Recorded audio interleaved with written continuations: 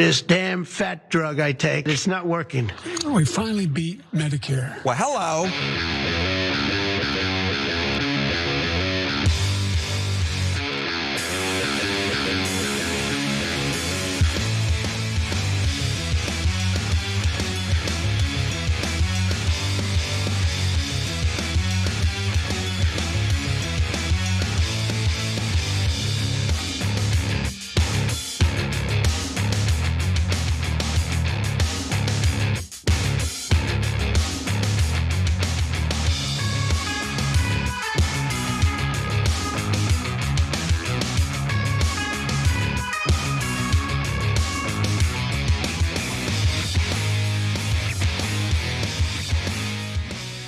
Welcome to the Young Turks. I'm Jordan Yule, filling in for Cenk Uygur, and joining me is aspiring comedian Brett Ehrlich. Brett, thank you so much for joining me. How are you today? To get to the other side. That wonderful. Some of your finest work. How are you, Brett? Take my wife. No, please. I'll tell you how I am. This is the only dress shirt that fits that I can sit down in, and I had to unbutton it to navel zone. But I respect this organization, and I tried to be gorgeous. I'm just really happy to be here with you, Jordan. Just the two of us in the same city, but too lazy to drive to the studio. Yep, that's it. Brett, it is a massive news day, so why don't we get right into it? Starting with this. Donald Trump is named in the Epstein files multiple times. That is what the DOJ told Trump, according to a new report from the Wall Street Journal. When Justice Department officials reviewed what Attorney General Pam Bondi called a truckload of documents related to Jeffrey Epstein earlier this year, they discovered that Donald Trump's name appeared multiple times, according to senior administration officials. In May, Bondi and her deputy informed the president at a meeting in the White House that his name was in the Epstein files, the official said. Many other high-profile figures were also named, Trump was told. Being mentioned in the records isn't a sign of wrongdoing. Now, this is something many have long suspected, and former Trump administration official Elon Musk even let it slip earlier this year in a now-deleted tweet, writing on X, "Time to drop the really big bomb. Real Donald Trump is in the Epstein files. That is the real reason they have not been made public. Have a nice day, DJT." He replied, "Mark this post for the future. The truth will come out." It does seem like today was that day, at least officially. And this revelation makes recent comments by Trump on Epstein even more interesting when you go back and revisit them. Take a look. Are you still talking about Jeffrey Epstein? This guy's been talked about for years.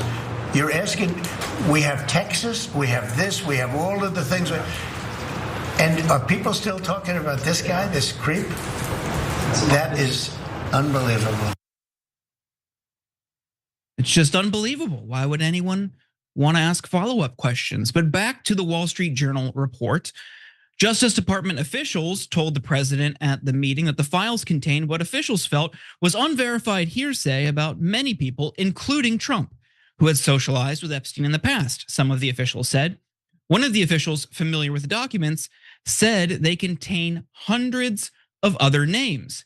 They also told Trump that senior Justice Department officials didn't plan to release any more documents related to the investigation of the convicted sex offender because the material contained child pornography and victims' personal information, the officials said. And it appears that one of Trump's most loyal supporters within the administration may have loose lips. FBI Director Kash Patel has privately told other government officials that Trump's name appeared in the files, according to people close to the administration. Patel declined to answer an inquiry from the Journal about the Epstein case, but said in a statement that the memo on the Justice Department website explaining why the department wouldn't release more Epstein documents was, quote, consistent with the thorough review conducted by the FBI and DOJ. And now there will likely be even more pressure on Trump and his administration after CNN published these previously unseen pictures of Epstein and Trump. Here they are together at the opening of the Harley Davidson Cafe in New York in 1993. And you might say, well, that's just a coincidence. That's a semi-public event. There were probably a lot of people there. Well, here's Epstein at Trump's 1993 wedding, his second wedding to his second wife, Marla Maples, again in 1993. So, Brett, it seems like when there's smoke, there's fire. And despite the administration's denials, things are only getting more and more intense. What do you make of this? I just want to know how up Donald Trump's bum you have to be at this point to believe a single word he says, right? Like when he shows up and he tries to, these aren't the droids you're looking for to the press when he's sitting there with Bondi and Marco Rubio. You have to understand, like he's sitting there obviously saying, don't talk about this thing because it incriminates me. Do you think that there is any other reason Donald Trump would say there's no there other than if we went there and looked around, we would find something horrible about him? Also, he ran on this stuff. He ran on this multiple times on the campaign trail. He says that he was going to declassify the Epstein files. He then tweeted from his official account on X that he was going to do that. It was a major point of pride, and he didn't do it for no reason. He did it because he wanted to get with the manosphere. He wanted to appeal to the people who are skeptical of the powers that be. He wanted to appeal to the folks that say, like, there's a uniparty out there and we need an outsider to get in and make some kind of ruckus to flush out all the bad people that are in the government. Here's the thing. If you're describing shady stuff that the quote deep state does, well, that stuff sounds a lot like what Donald Trump, Pam Bondi, and crew have been talking about. There's Akash Patel on the Flagrant. He said, listen, like either he didn't know what was in the files and he wanted them to be released, fine. Or he knew there was nothing in the file, but either way, the guy was running on it. If he ran on it because he wanted to take advantage of this stuff. It's a horrible look no matter how you look at it. And it's hilarious because there's a bunch of people that were all in on the Epstein stuff. People like Charlie Kirk, right? And then in the wake of it, there's people like Charlie Kirk and Ben Shapiro who, when it comes to Epstein, all these people who are like, we got to be suspicious of the federal government, we got to be suspicious of people in power.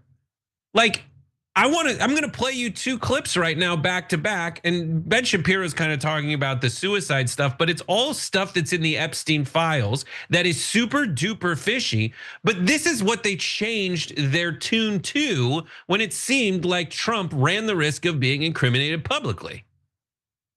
I'm done talking about Epstein for the time being. I'm going to trust my friends in the administration. I'm going to trust my friends in the government. I have the names of the people who are making the claim. Okay, Well, who are no, your I'm not saying sources? they're Let's go invalid. I'm down the saying they list should- and then we'll talk about why they might be saying that.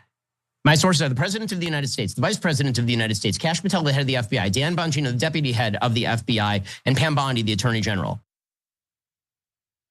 So in light of the Wall Street Journal article about this, like, buddy, those are all the people, like they are reporting like Kash Patel saying, oh my God, Trump's name's all over this thing. And then he goes on Rogan and he's like, don't you think if I had this stuff, I'd show it to you? Well, you told someone, according to this article, that you had tons of incriminating evidence. Like, and I know it says in the article, like, oh, if your name appears in the Epstein file, it's not wildly incriminating. Are you sure about that? Are you sure about that? Jordan just showed everybody photos of the guy at his wedding. I was at Jordan's wedding because I know him very well. People get like, he's at the dude's wedding wearing hilarious pants. They said they were friends for 10 years. What's going on? If you believe the people like Kash Patel and Ben Shapiro and Charlie Kirk, people who only have stuff to gain from keeping this under wraps, like, I don't know what I'm supposed to say to you anymore. And I'm especially Jordan, how do you feel like you can handle the people who are like it felt like when Trump was just saying all this stuff to the right and to the manosphere, it was like he was trying to sleep with them, right? What do I got to say to get you in bed with me? But no one likes the person who's like, he's just after you for one thing, babe. Like, how do I not be the guy who's like, he was just trying to sleep with you and get your vote, babe, you idiot. How do I get that? What do we do now to those people? Or do you think they're gonna come back on their own? I mean, I do think this is an instance of the base cannibalizing the Trump administration and like the core MAGA elite, because they have been strung along for years, promised transparency, promised answers, and through the broader, and I'd say part of it, the broader conspiratorial world, they have been conditioned over the years to think that sexual abusers and pedophiles are everywhere through QAnon and Pizzagate. And of course, we know those conspiracies are unfounded and have led to real world violence. But we've been saying for years, hey, if you are worried about this issue, look no further than this verifiable instance on a wide scale involving dozens, if not hundreds, of the elite. And Trump and his team leaned into it. They saw an opportunity. Hey, you're already conditioned to think this way. Here you go. We'll join you in caring about this. It was a total miscalculation, I think, on the administration's part to release the memo saying, hey, nothing here, nothing to see here, move along. I feel like if they continued to promise it was coming until some greater catastrophe happens, we wouldn't be in this situation. By doing that and telling everybody who had been promised answers, you remember those binders that they gave to those conservative influencers said phase 1. Okay, there's a phase 2. If you're labeling it phase 1, they're expecting more. And by doing that, they basically upset all of these people, millions of their own supporters who are expecting answers. So it feels like an unforced error. But I can't help but point out, we need to consider the bias here, because we're talking about an extreme left-wing publication in the Wall Street Journal who has for years done nothing but try to take Trump down. It's so ridiculous, man. You're obviously joking, because the Wall Street Journal is the one that your conservative friend reads, because it's about the economy. Isn't it owned by Rupert Murdoch? Isn't that why he's getting sued as a result of it? Like, and they, yeah, I mean, maybe they've had it. And this is what Trump right now, this is another thing that Republicans do all the time. They realize they don't have to get it right the first time.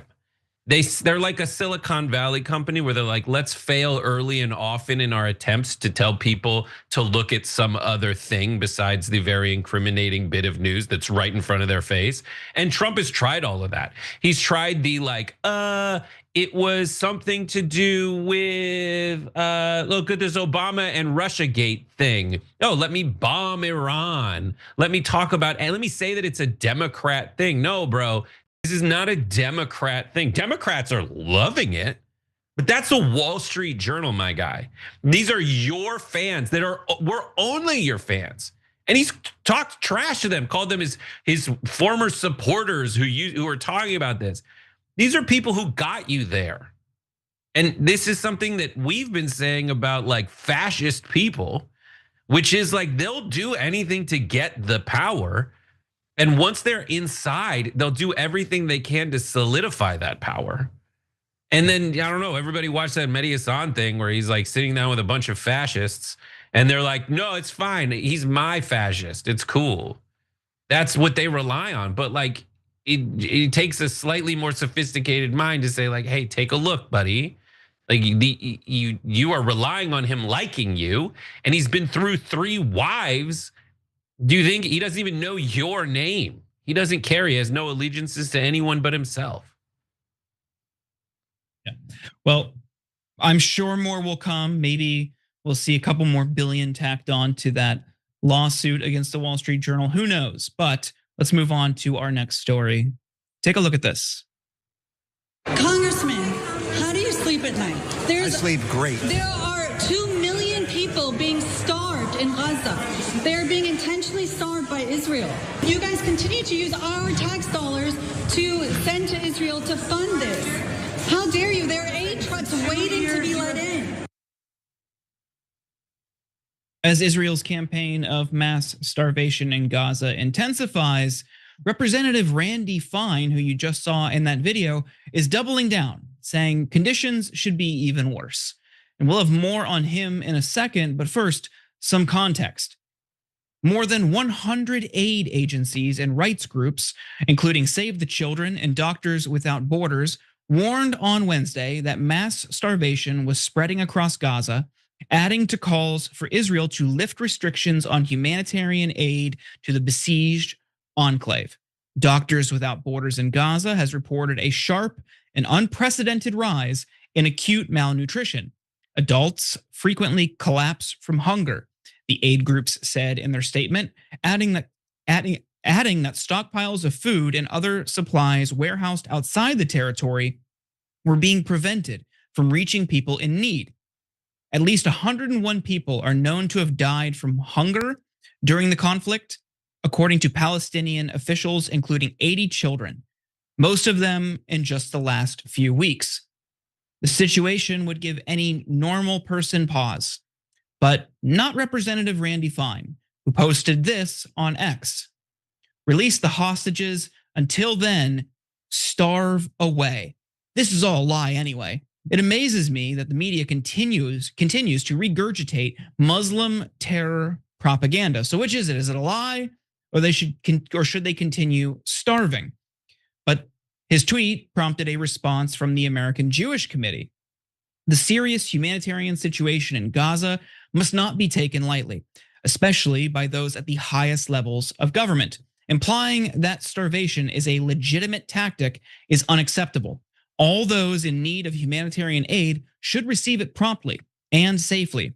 Our leaders must focus less on scoring political points and more on doing their jobs.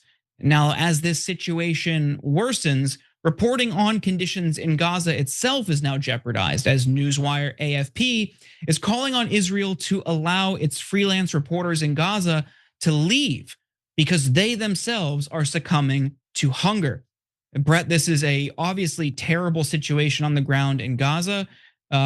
Starvation is never a legitimate form of war, but here's Randy Fine yet again outing himself as one of the most vile and sadistic members of Congress. Right, you have to be sadistic to think that that's a good look. You have to be sadistic to enjoy what this dude said. Like, just from a purely cynical standpoint, America always wants to position itself as the moral leader of the world, the free world.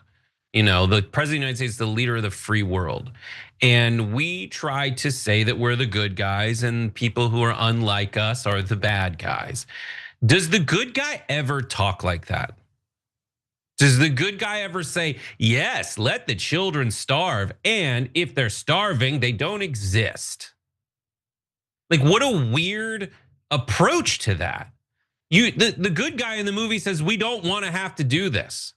We tried everything we could to avoid having to do this. Or the good guy says, well, here, if he doesn't think that this problem is real and it's just propaganda, then the good guy gives you the reason for that, gives you proof that what he's saying is true and what the bad guy's saying is a lie.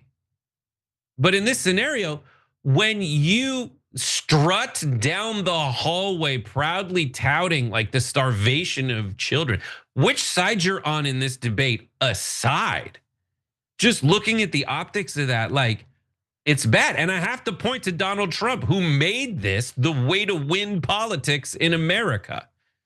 The example of the good guy that America got away with for a long time, while also doing some pretty shady, some extremely shady stuff around the world.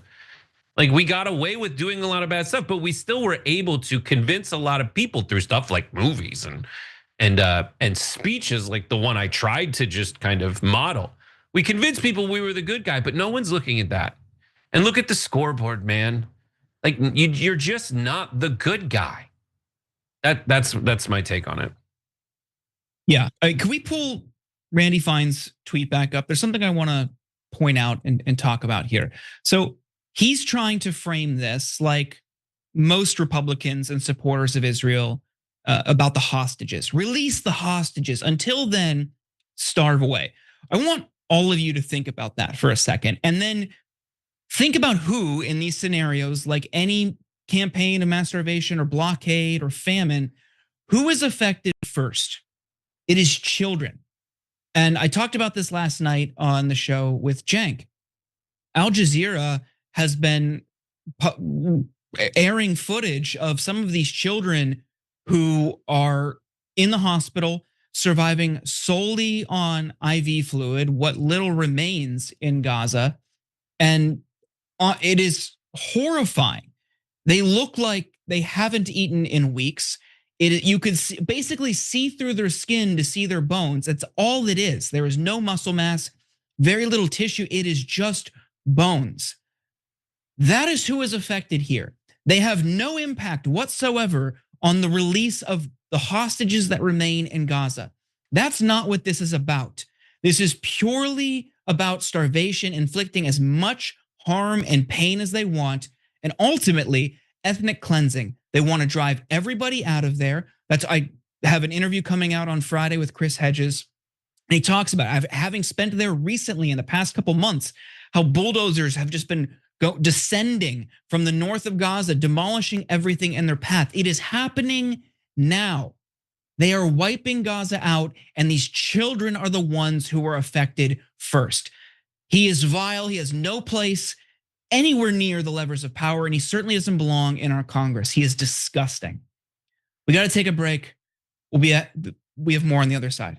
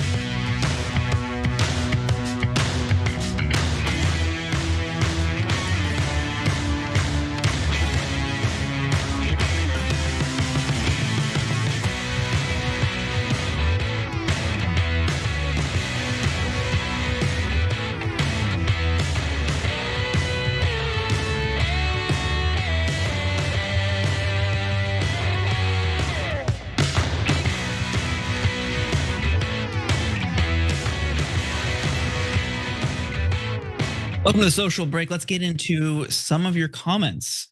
Electic miscellanea. Jordan and Brett, this should be an awesome hour one. I agree. Sassy Dragon says, what show am I watching? Why are there ties? And maybe you're new here, but this is typically how Brett and I dress when we do the show. So strange. Let's class it up. Do you think we don't respect ourselves in you? Because we do. My hair's always done. Would never wear a hat. Always wearing a tie. You guys know this about me. Jordan, your hair. I get to see Jordan on the golf course, and what luscious locks this man has. That's why I wear my hats all the time. I lack it. I lack it, boys. Speaking of, TYTO Now I See says this golfing duo is getting out of hand. This is tan suit level blank. Well, I thought about it, but I'm going green today because my wife says it brings out my eyes. Oh my God, I didn't realize how pretty your eyes were till just now. Cerberus Dragon, I think I've got to read this one. Says, I'm getting Reservoir Dogs vibes here. Jorby as Mr. White and Brett as Mr. Pink. And it's funny you say all that. Day, little doggy? Or are you gonna bite? Because Bart, before we went live, was talking about how he had the same impression. And our lovely producer Kate has not seen Reservoir Dogs, an absolute classic. It just like when you make comments like that, it just is like these guys don't look like they normally wear suits. Yeah. They shouldn't be in it. You guys look like you got suits from the Warner brother from the Miramax wardrobe department. And anyone who's ever worn clothes on set that are from wardrobe, they only look like that on TV. They are usually not very good outfits. All right, how much time we got left? All right, we got a little bit more. Camp Corona Dad says Trump is in the Epstein files isn't a bombshell. It should be a no-brainer given how much public history they have. The details are what actually matters. Saying he's in the files means nothing of value. Why is the media acting like it's a game-changing revelation? I would point to his press gaggle on July 15th, where someone asked, did Pam Bondi tell you were in the files? Or did the DOJ in your meeting talk about you being in there? And he completely dodged the question and said, oh, it was only a quick meeting and we moved on. And then Bondi then saying, nope, there's no names, nothing, no client list, we're good.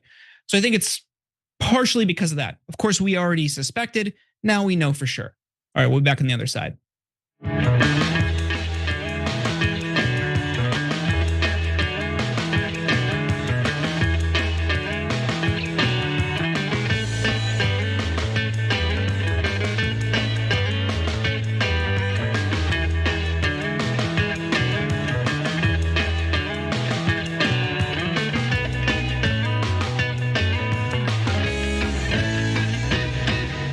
Epstein files.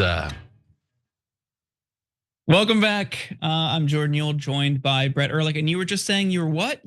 I was personal accomplishment? I was no, Epstein's my lawyer. It's a different Epstein, Timmy Epstein, and and we gotta submit some files. Thank you.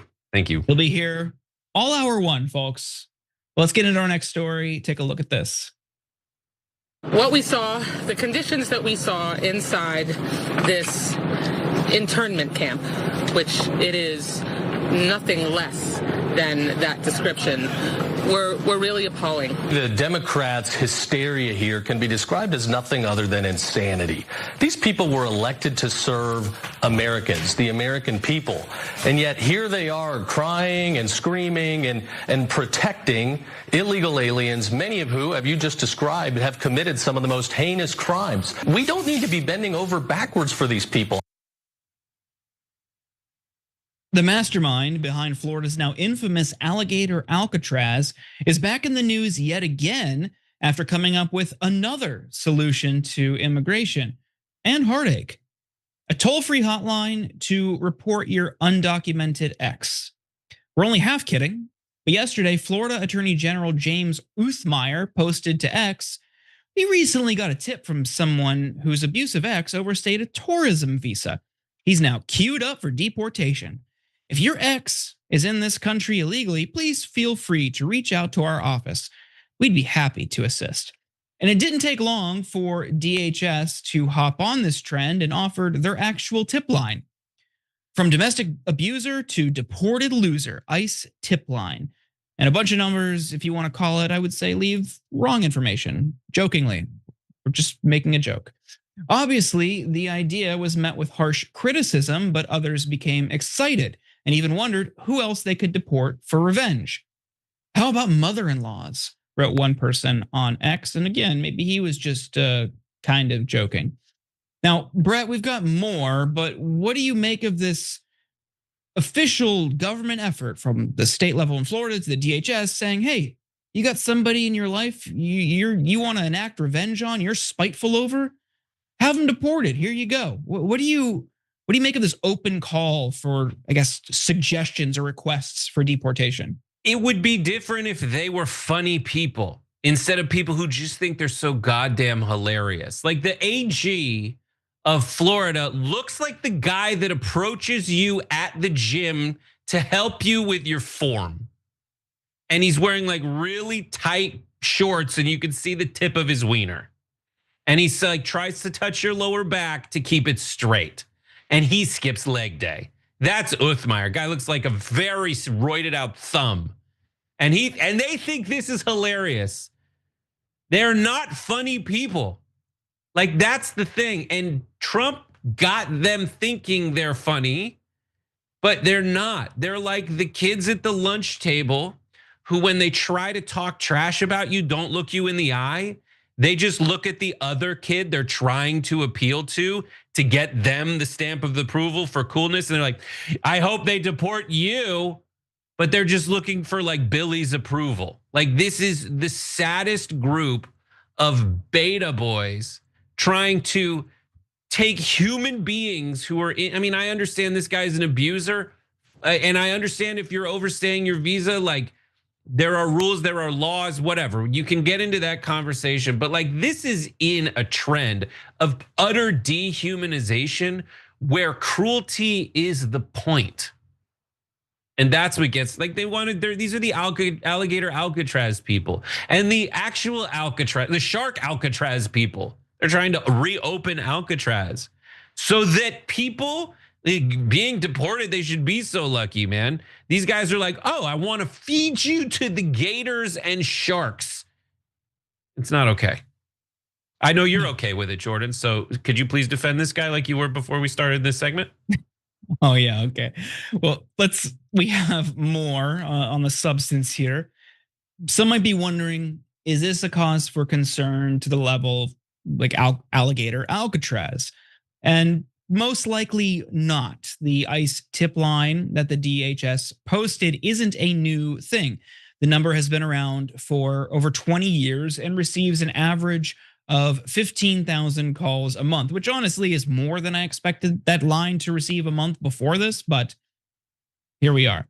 And it's not just for illegal immigration. Back in January, USA Today spoke to Alex Norasith, my best attempt there, Alex, an immigration policy analyst at libertarian think tank, the Cato Institute.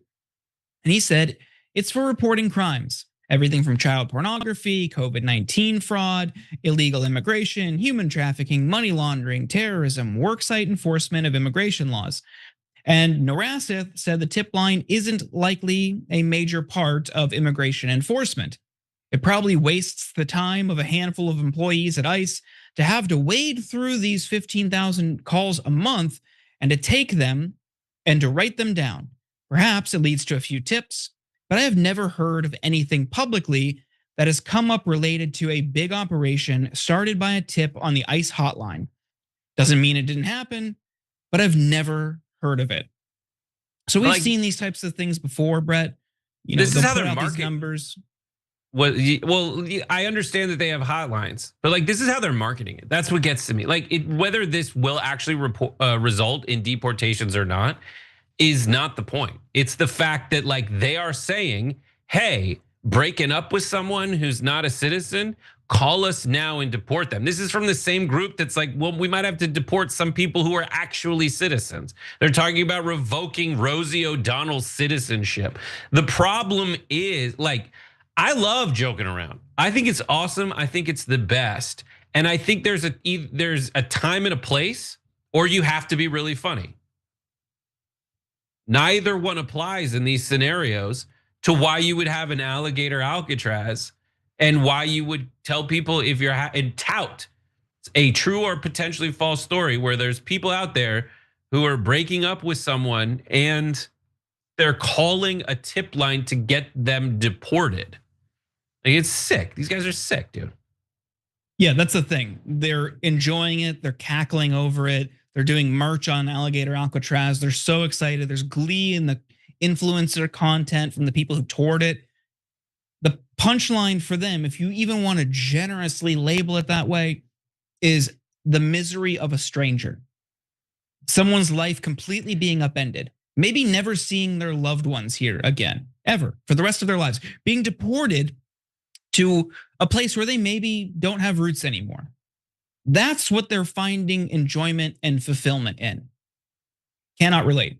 So, and that's human rights. And there's also like a civil rights thing that they're all going out against. Like, this is Donald Trump, who, do you think this is beneath him to just someone's breaking up and he wants to deport him from the country? Like, Donald Trump is canceling Sesame Street because they made fun of him.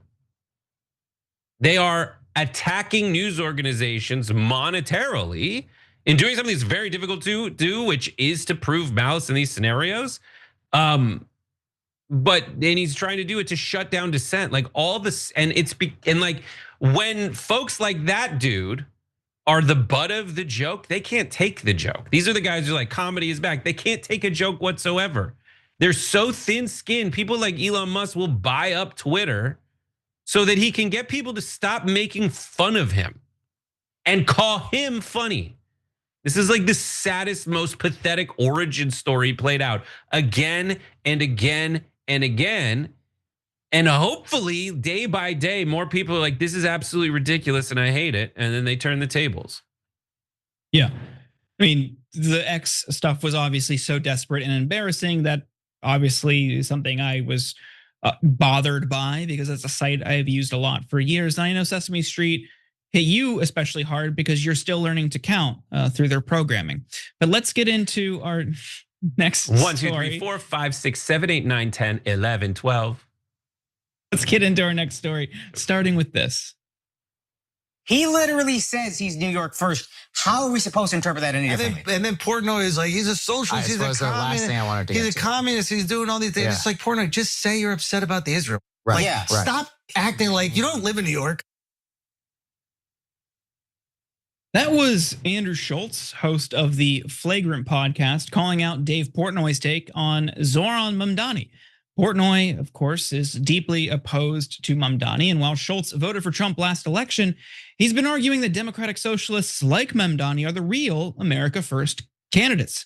Now, the two of them are publicly fighting, and we're enjoying watching it. This all started last week when Portnoy said the following about Mamdani. Take a look. I think this is one of the worst, scariest candidates. He calls himself a democratic socialist. He's not. He's a socialist. He's closer to a communist. And I honestly believe this. This is a city where 9/11 happened. He'd be quicker to blame the finance people in the building than the people who flew the planes into the building. Like, that's how he thinks. He's always looking at the criminals as basically the injustice. It is crazy to me that he's there, but hey, this is a democracy.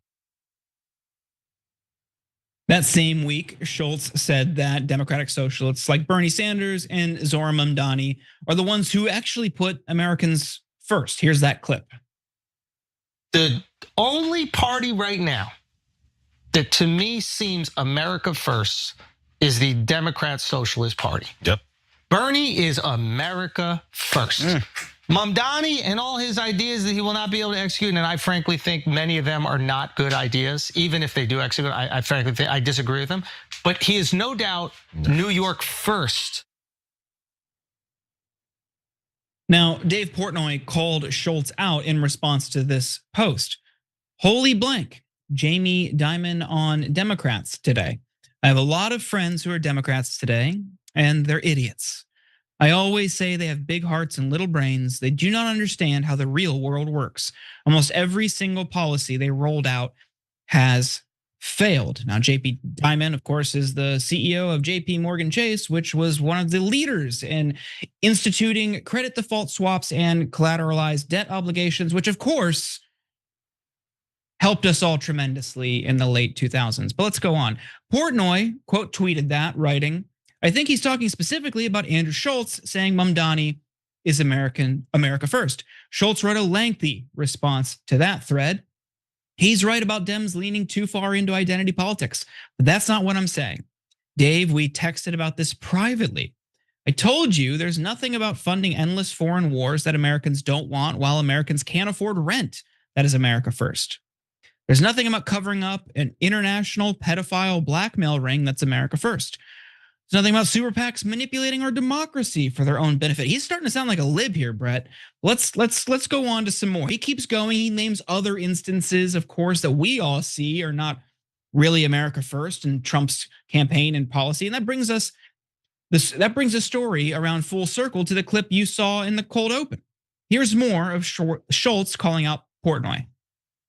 Stop acting like you care if like a socialist communist runs New York. You're upset because he said globalize the intifada. Just make it about that. You're allowed to make it about that. Sure. But don't. And they tried already, actually. Yeah, and it doesn't work. But like, you spend enough days, just enough days here to not pay New York taxes, and then you go back. I don't blame you for it. I do it too. But like, let's be honest. Stop it. Yeah, exactly. That's what I'm saying. Like, and you're allowed to be upset about that. You should say globalize the intifada and then not backing it off, knowing what it means to people. It's like that's up, and you should be able to be held accountable for it, and he can be up. But don't give me this, I'm afraid of communism and socialism, and try to attribute this thing Jamie Dimon said to me. Oh, Jamie Dimon knows what New Yorkers are going through. Yeah, he knows what real New Yorkers are going through. Portnoy hit back, writing, that was a bananas take from Andrew Schulz for multiple reasons. The company I own is headquartered in New York City. Any American should care that the biggest city in America could be run by a socialist/communist. Andrew and I texted about Zohran. He basically agreed with everything I said, and zero of it was about Israel. Weird to then turn and say I should stop acting like I care about New York City. If anybody is doing acting, it ain't me. Portnoy even leaked his texts with Schulz. He posted 2 screenshots of a private conversation. And for the sake of time, we'll just show you the first one. Zohran hates capitalism. I think it is why the country has worked. He has openly said he wants as many socialists in power to have a revolution. He hates the police. He thinks crime is a social construct. He defended the Boston Marathon bomber. He hates ambition and success. Communists and socialism never work. I hate his policies, hate his logic. I think he wants to help. He's just trying to help in the wrong way. I was being hyperbolic when I said they're the America First Party. I was trying to say what Trump is doing with extending foreign wars and Epstein cover-up is not America First. Now, Brett, I know you're a big fan of both of these guys. What camp are you in? I like in this fight. I'm on the comedian side usually. Like I'm on Schultz's side in this for sure, which is crazy. I love these two guys because I didn't know whether either was Jewish. You know what I mean? Like Schultz is not. What? I guess he's really tall, but like Portnoy is. I didn't know that. I don't know. You have to be Jewish to really get that. But yeah, like in this scenario, Andrew Schulz, I'm very grateful for because at least he indicates he's an influencer and he's helping to indicate what a certain point of view is to me in a way that makes total sense, right? Like the fact that these guys are like either Donald Trump or Bernie Sanders. Theo Vaughn says, I thought you guys should be on the same ticket to Bernie Sanders. They misunderstood the people who are really in the thick of it and have been and really care focus on. But like that concept of America firstiness can be applied a lot of different ways. And I would prefer that it was applied genuinely by people who mean it to protect the jobs of people, to protect like the good, hardworking Americans first. Then to be like Trump's on the same side as Jamie Dimon here. Jamie Dimon is a guy who says like, oh my God, all your ideas are so stupid. And as Jordan puts out, like, yeah, you realize when you talk about success in America, as every day passes where we have your policies in place, like, yes, it does work for you and your friends and everyone on the Epstein list. You know who it doesn't work for? An increasingly large amount of people in America who are playing by the rules that everybody espoused and said would work out for them in the end if they just played by them. But when you guys get it wrong, Jamie Dimon, with your credit default swaps, you don't have any negative consequences. Someone comes in and bails you out. Where an America Firster would bail out the people whom you robbed along the way to get so rich. Like there's that. I will say, no one's gonna like this, but globalized intifada. Just the logic there. I hope everybody knows that when people go like intifada just means like resistance, right? Is that what it means, Jordan? Yeah, it's a resistance or armed resistance. Holocaust just means burnt offering, fighting back. And I'm not saying that those two words mean the same thing. I'm just saying like when your argument is this translates directly to that, that's not, Holocaust just means burnt offering. Like you can find a way better way. You could say globalize a resistance. You could say global uprising and you could say that. But like intifada literally the thing is, he's not the one saying it. They're just taking something that they want to make a wedge issue. Oh yeah, 100%. And that's why I said it at the end. I'm like, this is there's a better way to say that. No, don't focus on that. What I said, just like apply it.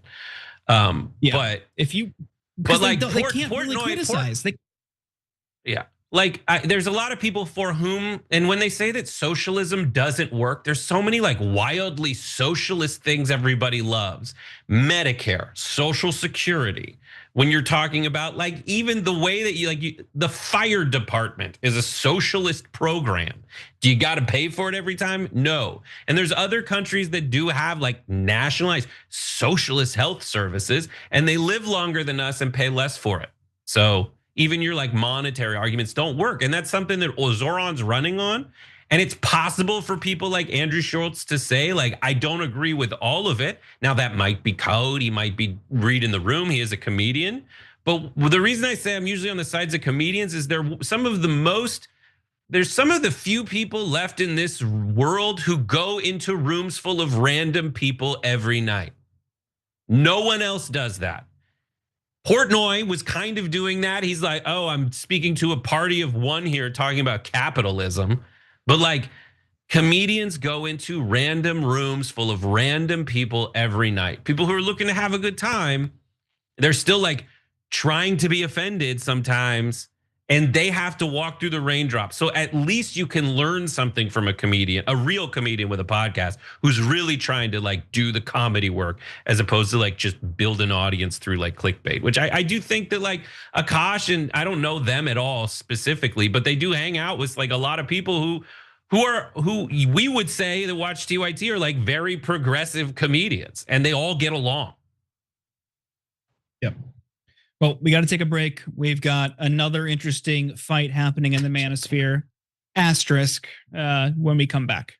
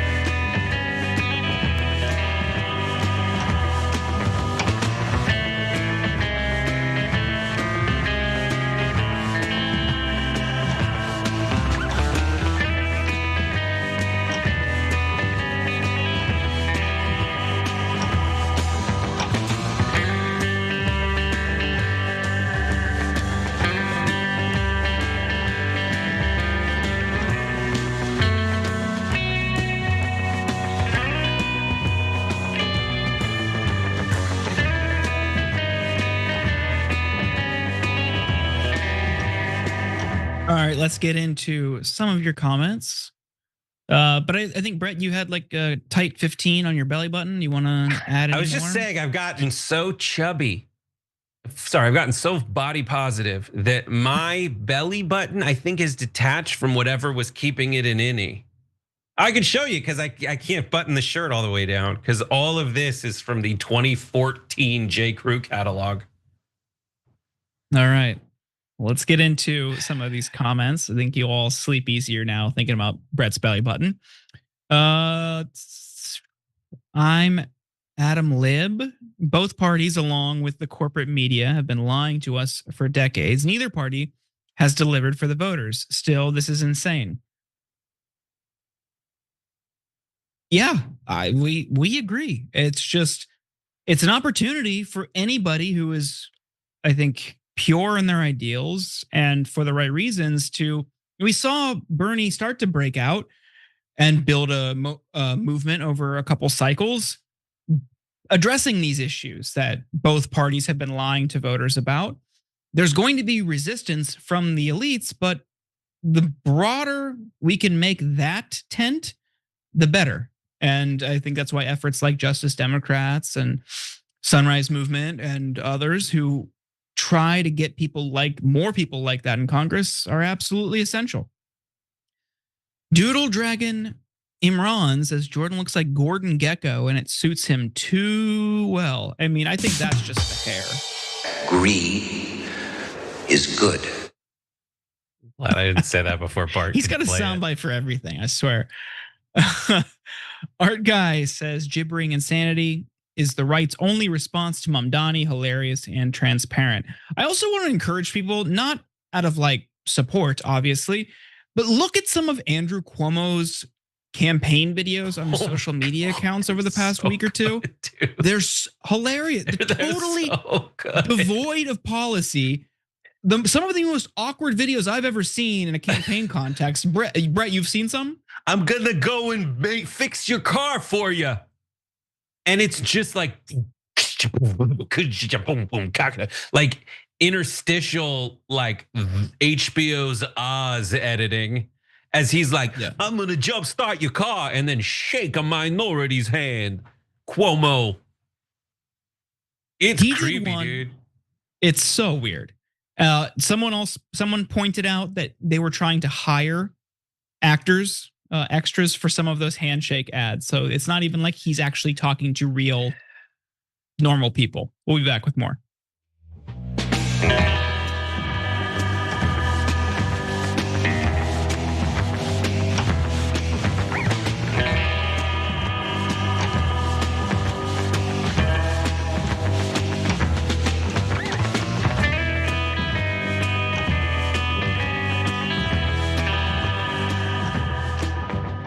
Welcome back. I'm Jordan Yule. Joining me, Brett Ehrlich. Brett, I'm just so happy to be here with you, Jordan. How's this? How is this hour aging? Is it going well for you? I'm excited to take this jacket off. I'll tell you that. You did this to us. Just so everyone knows, Jordan was like, hey, wouldn't it be great if we wore suits today? And I thought it's because he wanted to just mix it up. And he knew that if he wore a suit and I wore a t-shirt, he'd look a lot nicer than I would. And he was just like, come on, princess, do you trust me? And I grabbed his hand and there I am wearing a shirt that's too tight, trying to focus and get really hot. So I can't wait till this is done. Well, you look great. But let's get into our last story, starting with this. I said that adultery ought to be against the law. There should be not just personal and professional, but legal repercussions as well. A number of men, including some prominent ones, responded that my idea is bad, not because adultery is okay universally, but because it's okay specifically for men. This is the point that Andrew Tate made in a reply to me on X. It's worth responding in some depth because his perspective on marriage and family life has proven, we must admit, quite appealing to a large number of young men. And I think that that is a very troubling thing.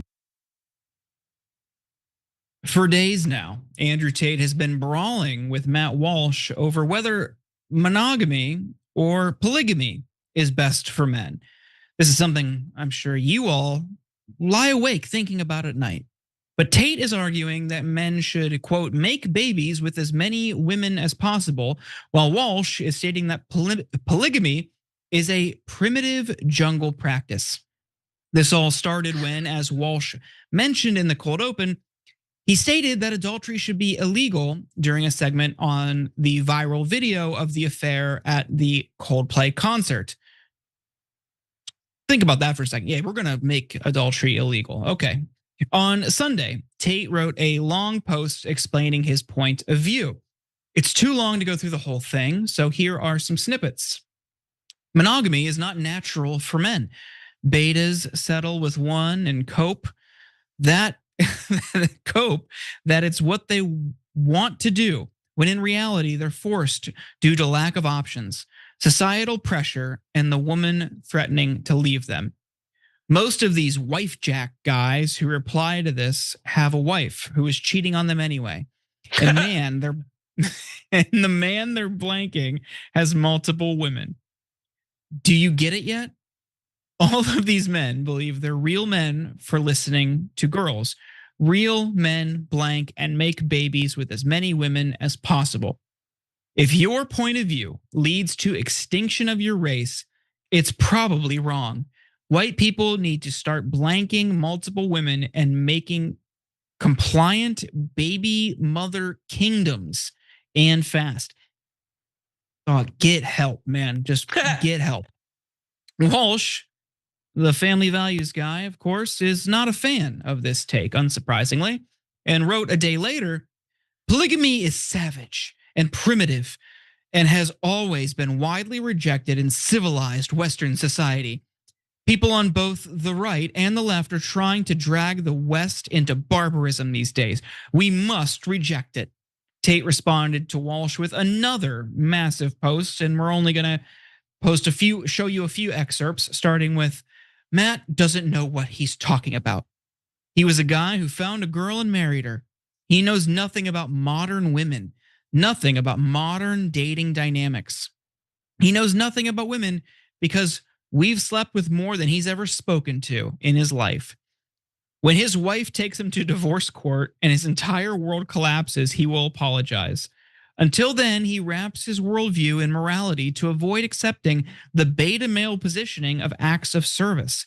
Acts of service to a female is the beta strategy across the entire animal kingdom, while alphas are chased by females for their genetics alone with basically zero obligations. Less than an hour later, Walsh responded, writing, I've been married for almost 15 years. I have 6 kids.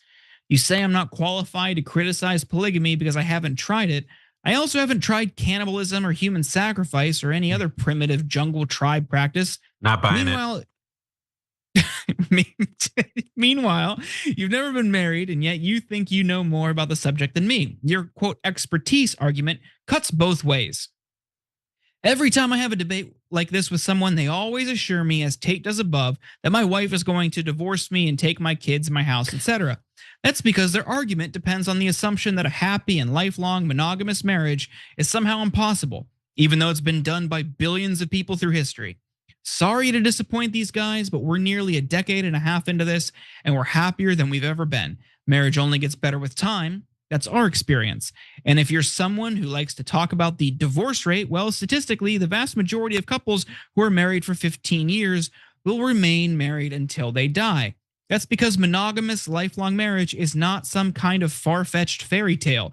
It's real. I'm living it. Finally, let's watch a little bit more of Walsh's video response to Andrew Tate. Take a look. Now, Tate says that men will be men, and yes, that's true, but will they be good men? Will they be men of virtue and fidelity and discipline? They can be if they pursue the higher thing. In a similar way, I might say that many men will father children. That's easy to do. But will they be fathers? I love being married. I love being a dad. It's a lot of fun much of the time. It's a source of great joy.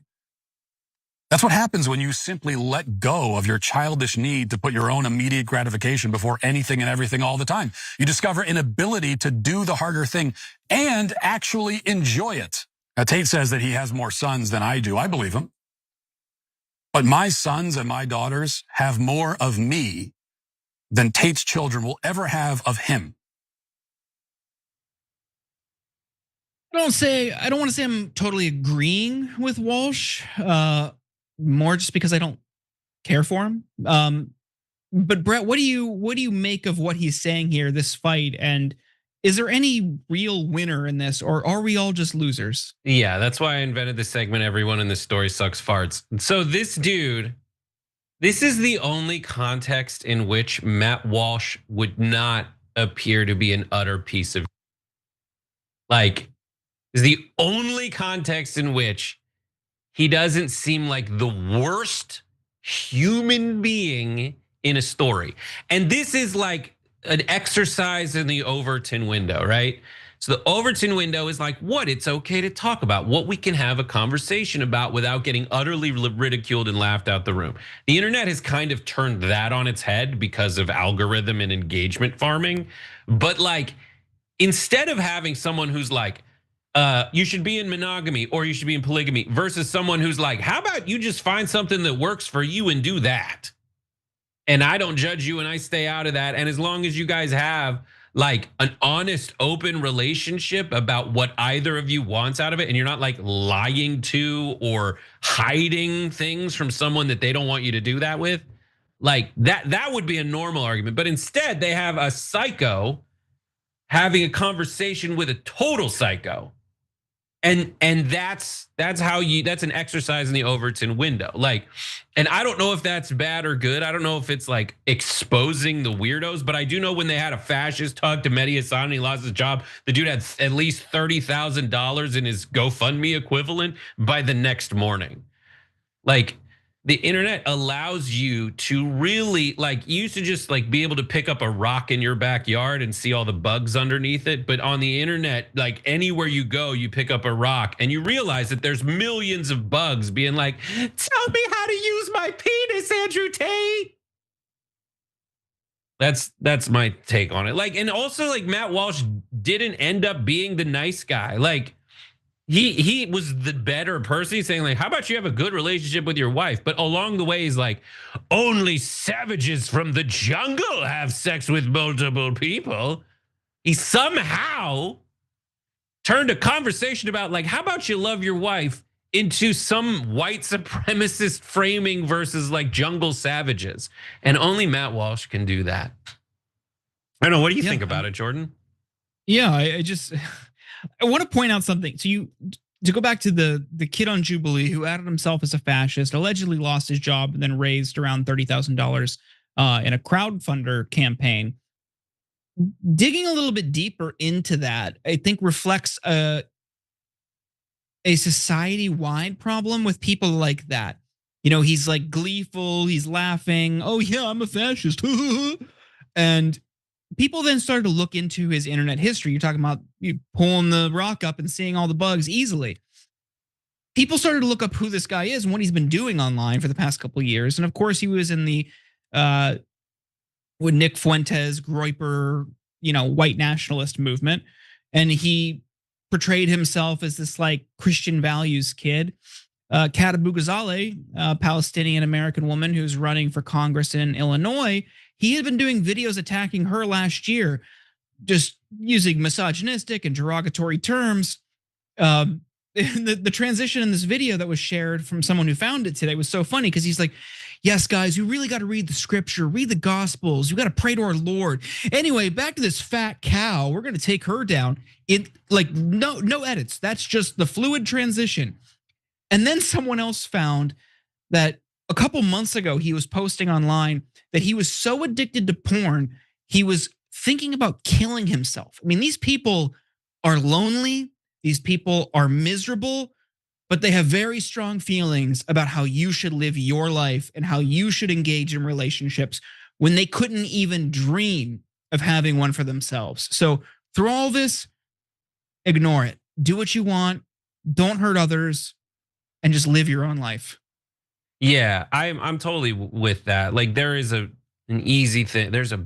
These guys are arguing about different kinds of relationships. There's only one relationship that works. It's the one that you guys agree on.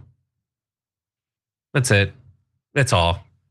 Guys, gals, in between, NBs, I don't care. Like as long as and this is so cliched, I hate saying cliched stuff, but like it really is like if you can find something, there's a billion people out, there's billions of people in there that probably fall into the category of folks you could potentially be attracted to.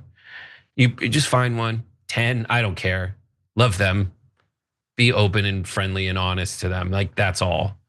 But like here, I do want to like, this might be the last thing, but like this phenomenon of people like Andrew Tate, people like Matt Walsh, people like the fascist dude, people like Donald Trump, like so many of them, they don't know, and you might recognize this kind of person from like growing up, but so many of them don't know how to get positive reactions from people, but they do know how to get reactions from people.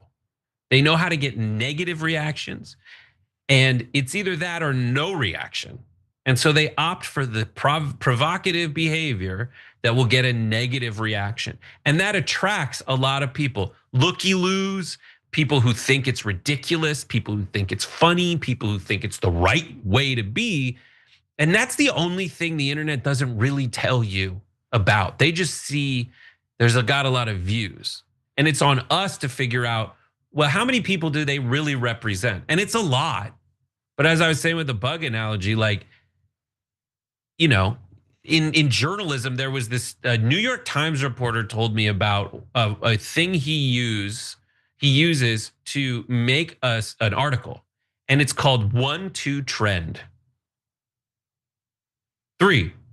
You need to find 3 things to put an article out there, and suddenly you can say it's a trend. The algorithms are gonna find you millions of people that agree with like Andrew Tate, who's a psychopath, in my opinion.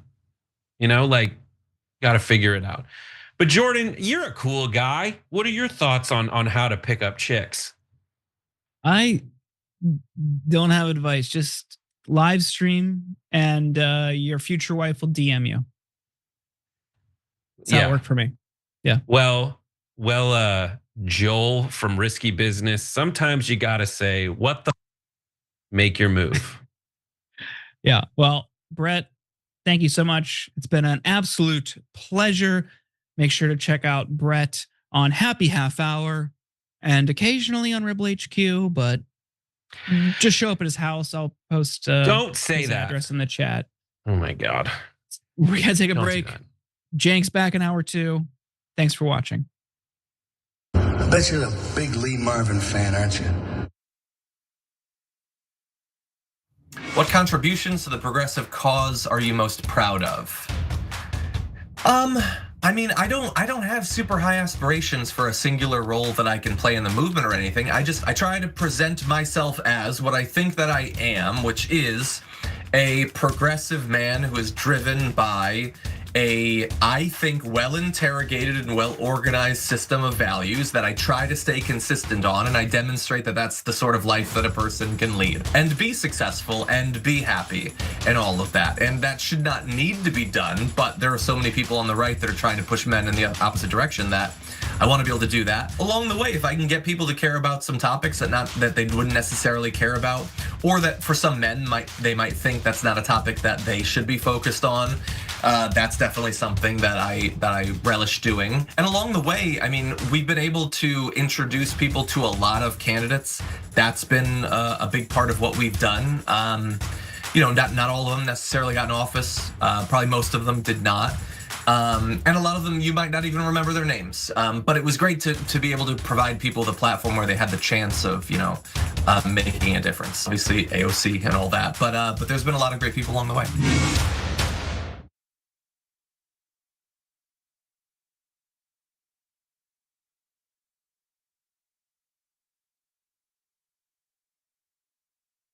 In the bonus episode for the members, we do some inside baseball. We're gonna look at John's desk. Nice little spaceship here. Nerd. But it is kind of look cool. Who has Legos? Oh no. He's taken apart a keyboard. Who has a mouse pad that's this big? He's got a dog with a nose that you can hang something on. You know what this desk screams to me? Nerd.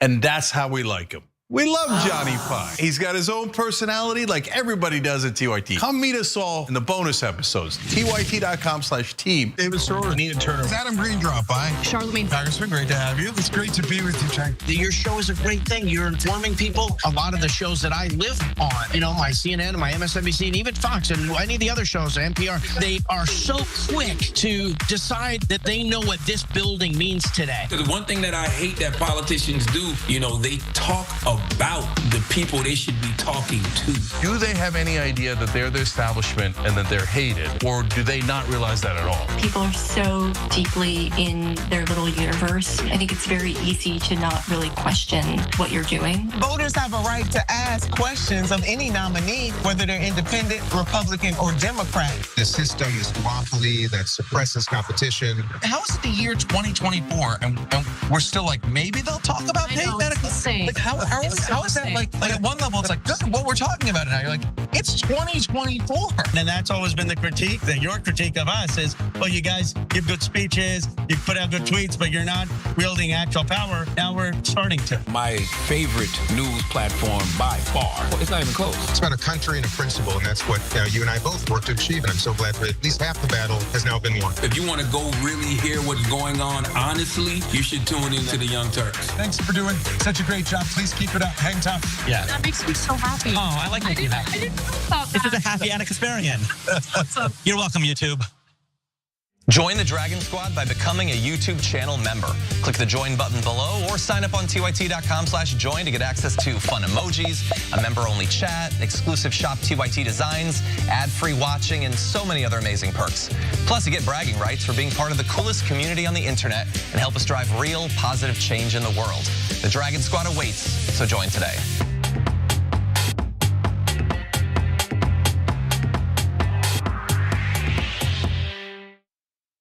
Cenk, you've got to stop working out.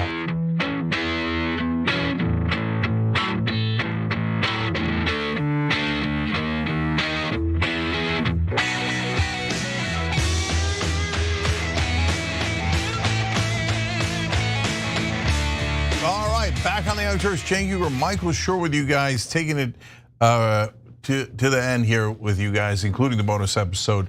Also, Matthew Brown, Lauren Barrett, and Gary M. They all just hit that big, beautiful join button below the video on YouTube. You can do likewise. That's super helpful to the show.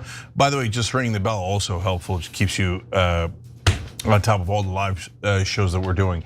Okay, guys, big second half of the show here. A former president has been accused of treason.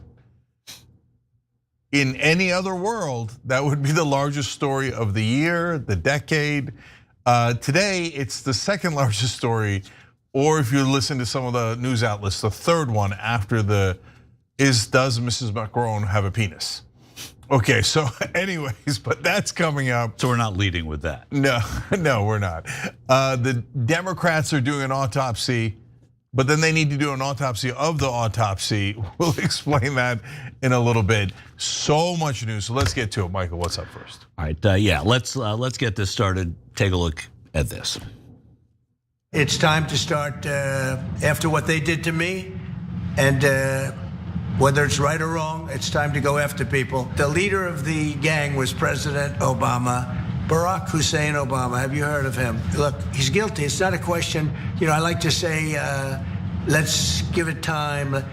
It's there. He's guilty. This was treason.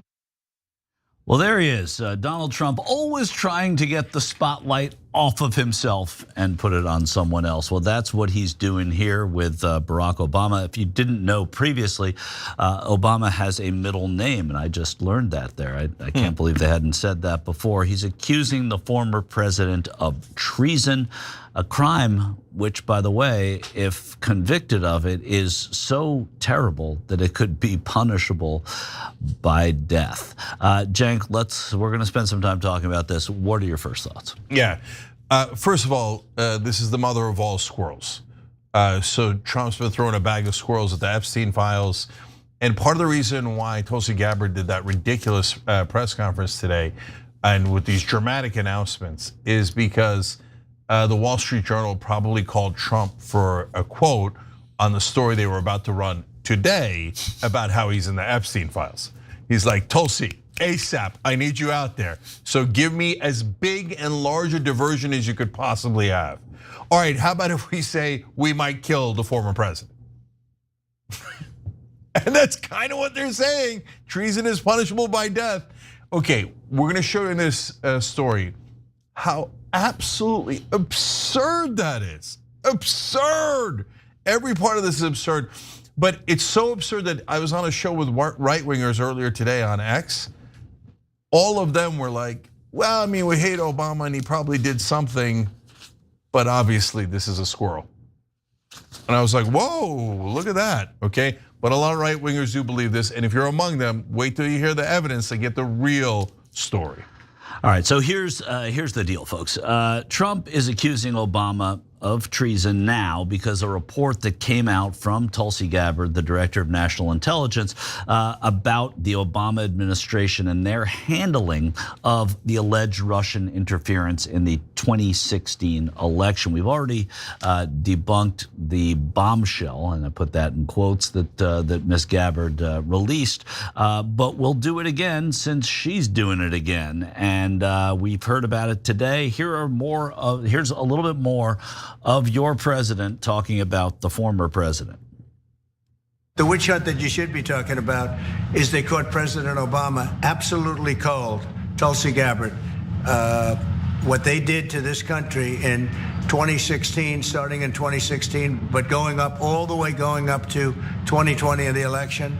They tried to rig the election, and they got caught. And there should be very severe consequences for that. Obama's been caught directly. So people say, oh, you know, a group. It's not a group. It's Obama. His orders are on the paper. The papers are signed. The papers came right out of their office. They sent everything to be highly classified. Well, the highly classified's been released. And what they did in 2016 and in 2020 is very criminal. It's criminal at the highest level. So that's really the things you should be talking about. Very criminal. It's not just criminal, it's very criminal. If you're wondering what the hell the president's talking about, let's take a little look at this. On Friday afternoon, the Office of the Director of National Intelligence published a press release asserting that its director, Tulsi Gabbard, revealed overwhelming evidence that President Obama and his national security officials manufactured and politicized intelligence to launch a years-long coup against President Trump. And Gabbard declassified those emails, those memos, those materials on Obama officials. And here, it's all about the election interference in that 2016 election. Gabbard's report suggested that in the winter of 2016, intelligence officials under pressure from the White House changed their assessment from one that Russia had failed to mount a significant effort to hack election infrastructure to one that the Kremlin was trying to boost Mr. Trump and denigrate Hillary Clinton. But Gabbard is conflating two very different things. Intelligence officials had concluded Russia had not engaged in any major effort to hack election systems and change votes, but they also believed that Russia had tried to influence the election in various ways by releasing hacked documents to harm Mrs. Clinton and sow dissent. The Obama administration, just to be clear, never claimed that the Russians manipulated votes. And the assertion that Russia didn't try to influence the 2016 election is contradicted by the Senate Intelligence Committee report that was signed by all members of that committee, all Republican members of the committee, including the current Secretary of State Marco Rubio when he was a senator representing Florida. Nonetheless, today, Gabbard released some more unremarkable documents that she claimed proved the Obama administration was promoting the lie that Vladimir Putin and the Russian government helped President Trump win the 2016 election. So she confirmed during a press conference today that the Trump administration is in fact considering prosecuting the former president, referred all those documents to the Department of Justice. She also agreed with Trump's treason characterization. Here's your Director of National Intelligence. The president yesterday, you've inferred that the former president helped lead a coup. Based on what you now see, do you believe President Obama is guilty of treason? I'm leaving the criminal charges to the Department of Justice. I am not an attorney, but as I've said previously, when you look at the intent behind creating a fake manufactured intelligence document that directly contradicts multiple assessments that were created by the intelligence community, the expressed intent and what followed afterward can only be described as a years-long coup and a treasonous conspiracy against the American people, our republic, and an attempt to undermine President Trump's administration. Yes, it's Ed O'Keefe asking that question. And she's talking about a years-long coup. These are massive allegations against a former president. And unsurprisingly, MAGA and MAGA World is fully on board with this campaign of calling out the former president. Steve Bannon, you'll be shocked to know, told this to Axios. The accused must be indicted, must be prosecuted, must be incarcerated when found guilty. The failure to leave it all on the field after DNIs and the president's charges would be devastating to the MAGA movement and the nation. Interesting always to hear them talk about someone who has been accused and found guilty. Well, then they have to be incarcerated. Always interesting when we're talking about the president who's in office now. And finally, if there was any question whatsoever whether this or whole Obama story was manufactured as a distraction, Trump basically admitted so yesterday. Here's the president. Remember this, Obama cheated on the election. And we have it cold, hard, blue, and it's getting even more so because the stuff that's coming in is not even believable. So, and you should mention that every time they give you a question that's not appropriate, just say, oh, by the way, Obama cheated on the election. You'll watch the camera turn off instantly. Cold, hard blue. I have no idea. Yeah, I've never heard that before. All right, that's one of the many problems here. Yeah. So I'm going to break down why this is so absurd. I want to point out all the hypocrisies here, but we're asking you guys in a poll question on the live chat, will Obama actually be prosecuted at any point? And I think that's an interesting question, and one I want to come back to with Michael at the end. Obviously, the great majority of you are saying no. I don't know what prosecuted actually means. Does that mean they try to prosecute him or they actually do prosecute him? I mean, certainly if you mean convict, we don't mean conviction. Conviction, there's no chance, it's 0%, right? So, but we'll come back to that question. All right, so first on the hilarious hypocrisies. So Steve Bannon, I mean, if someone is, did this, conviction, they ought to serve prison time.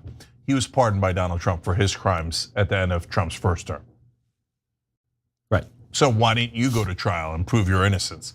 Oh, right, your co-conspirators were all found guilty and went to prison.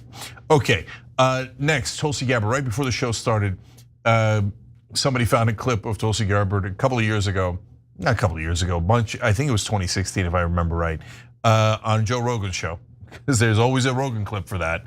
And she's like, the Russians interfering is unacceptable. Okay, back when she was pretending to be a Democrat. If you're wondering, is she actually a left wing or a right wing? She's not in any wing. She has no wing. She just wants power, right? What she wants to do with that power, I don't know, okay? But right now, is she kissing Trump's ass to get back in his good graces? Of course, that's a huge part of this to provide a distraction. Because if you accidentally say the truth during the Trump administration, you're gonna be in a lot of trouble. And she accidentally said in May, I believe, or March, in Congress, yeah, Iran is not close to a bomb at all, right? They don't even have the missile to deliver the bomb, so that would be well over a year. And Trump was about to bomb Iran. He's like, what are you doing? You can't say the truth. And she's like, I'm so sorry, I'm so sorry. I'll make up the most outrageous lie on your behalf. Okay, so that's Tulsi's hypocrisy. The Marco Rubio fact stops a lot of Republicans in their tracks. Not that they love Marco Rubio, but again, on the show I was on earlier today, Mario Naval's show on X, and in many other interactions on social media, when you go, hey, Marco Rubio was the acting chairman who said definitively that Russia did interfere in the 2016 election, and every Republican on the panel agreed, it was unanimous, and they were super clear, right? They're like, well, we got no love for Marco Rubio, but yeah, okay, that's an interesting point. Because then otherwise, if this is true, and it's part of a years-long coup attempt, and it was all coordinated, and it's all treason, then I guess you gotta try the Secretary of State for treason. Your own Secretary of State. It doesn't make any sense. It's so stupid. All right, but I will give Trump credit for accidentally saying a number of things that were true, including the witch hunt you should be talking about. I don't think you're supposed to call your own investigation a witch hunt. Okay, so that was a nice little Freudian slip. And he's like, now you'll see a lot of things not believable. Yeah, that's true. The things you guys are putting out are not believable. But you gotta say it. Now remember, if they talk about me and me being in the Epstein files, what do we all do? We all switch over to Obama committed treason. Doesn't have to be true. It's just to try to divert the conversation. So now to the substance. So number one, everyone agrees, including the Trump administration, that Russia did interfere in the 2016 elections, okay? So you're gonna see where the difference is in a second, and the difference is hilarious and microscopic, okay? Between the two versions. Number two, there was no collusion between Trump and Russia. Everybody agrees, including the Democrats, okay? Number three, the Russians did not hack into any votes, did not rig the election, physically, literally with the votes in any way. Everyone agrees, Republicans and Democrats, okay? Now, a lot of Republicans are going around saying, oh yeah, the Democrats said the Russians hacked it. No, they didn't. Maybe some Democratic voters did because they didn't understand the story or they got carried away, but no Democratic politician said that they actually hacked into the voting machines. Never, okay? So good news. On the major issues, Democrats and Republicans agree. So where's the disagreement? Where's the treason in all this, right?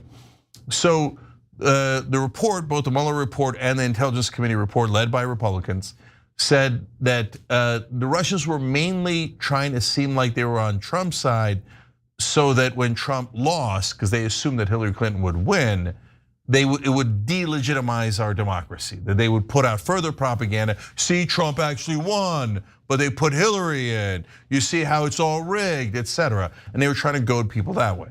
So that is what happened, right? Now, what Tulsi Gabbard and these bozos are saying is, no, but the Obama team said that we should make it seem like the Russians were trying to help Trump win and make sure Hillary Clinton lost, and that's where the treason is. Wait, what? Okay, so the official story is that the Russians wanted to appear to be helping Trump and hurting Hillary Clinton. And they're saying because Obama and the Democrats said that the Russians were not trying to help Trump, they were just trying to appear to help Trump, that's the big distinction. And so since they were saying, the Democrats and Obama and Marco Rubio and Senator Burr and every other Republican senator was saying this, they were saying, oh no, they were appear to help Trump, but not actually help Trump. But everybody, even the Democrats agree, and no one said, and certainly after the reports came out, that there was collusion. So where's the goddamn distinction? This is like you have to squint so hard and you need a microscope to figure out that distinction. And that's what the treason's based on? Now come on, it's just over the top absurd. Well, there's no way any Justice Department could look at this and not think that, Jake. So Michael, so that goes to that question, the question that we're asking the poll, right? Yeah. By the way, shows live 6 to 8 p.m. every day, Monday through Friday. Come join us, be part of the show, okay? But before you get into that, I want to just say what I was referring to comically there was just that Pam Bondi is the Attorney General, handpicked, of course, as is any Attorney General by any president. But this one came with a little more politics behind it. But there's also something to the circumstance with Pam Bondi, because Pam Bondi is also trying to distract and deflect right now because of the way that her department handled the Epstein files. So not only does it help the president by not talking about Epstein, it could potentially be an incentive for the Attorney General to not talk about her involvement in pushing aside the Epstein files. Yeah, so my question isn't, will they convict Obama? Ridiculous. My question is, will they try to indict him, and what will happen during the indictment? Because it's one thing to just do a press conference and throw out a lot of BS, and that's Trump 101, right? It's another thing to say, okay, we're gonna actually try him. We're gonna present evidence to a grand jury to indict the former president on treason, okay? And the old saying in legal circles is that you could indict a ham sandwich. Why? Because there's no defense. And you could just selectively put out any evidence you want to get an indictment from a grand jury. So it's actually super simple. But I don't think they can get an indictment on this. I mean, they'd have to stack it with a jury from, deep red Alabama, and they still might not get it. Because the first three things you have to explain is, we all agree on almost every part of this case. And then I need you to think that the most, like a difference that is so small that it's hard to explain is the difference between we all agree everything is good and no crimes and treason. Right? So do you think they're going to try to actually indict him? I mean, I think what they're probably going to do, if they take this to where they want to take this, or if they those first machinations of doing it are with a special prosecutor or a special counsel to come in and look this over. What it also does in politics, which is different than just the law, is it buys time. If this becomes a wildly unpopular and divisive thing for the administration and for the Republicans, then you can sort of let it go away too. I personally don't think it's going to lead anywhere, but I could see the Attorney General, who is a Trump loyalist, and from the very get-go, from 2015, 2016, I could see her saying, "Yeah, we're gonna pursue this. There's enough there to do that." Then some of the other 3D chess with this is that if this president, and I believe he does, thinks that he's able to run for president again and wants to do that, he's not able to. I don't want to put the fear of God in anyone, but he thinks he is. Who's his biggest opponent in that case? Another person who all of a sudden could run for president again, that would be Barack Obama. So there's a little bit of the 3D chess here of discrediting your biggest threat in your fantasy of being president for a third time. So I ordinarily would laugh at someone saying what I'm saying right now, but this administration and this guy have proven that you can't laugh because quite anything is possible. Yeah, we live in historic times and crazy times. So I don't know if all sides of the political aisle are going to snap out of it at some point. Probably not.